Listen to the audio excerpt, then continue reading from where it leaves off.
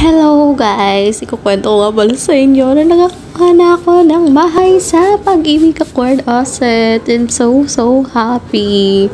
So ayan guys, naglilinis na nga kami ngayon nung nakuha akong unit. So mahirap na kasi ngayon kumuha ng mga brand new na bahay. So ito yung kinuha ko.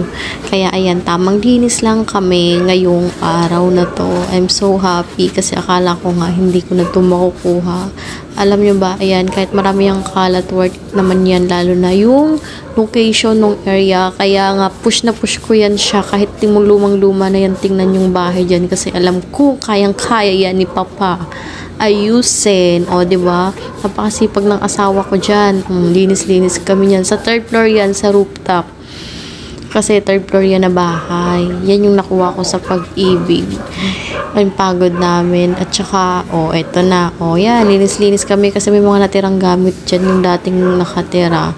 So, nililinisan niya namin ng mga kapatid ko. Napakabait ko, diba? Napaka-supportive. At saka yung papa ko nag-guide sa amin yan. Bumiyahin na nga kami. Papunta doon kanina. Naunahin muna yung ano ko sa inyo bago yung biyahe namin. Wala lang, na-excite lang ako mag-edit.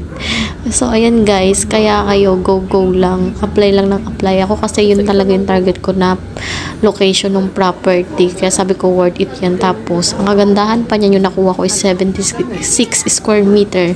So, di ba marami na ako magagawang bahay dyan in instant. So, ayan yung mga panlinis namin. Binili namin yung kagabi para ready na. Di ba?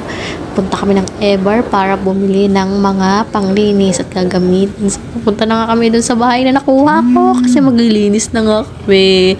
We're so excited na malinis na yung bahay. Kasi yan yung pangarap ko. May titulo. Thank you guys!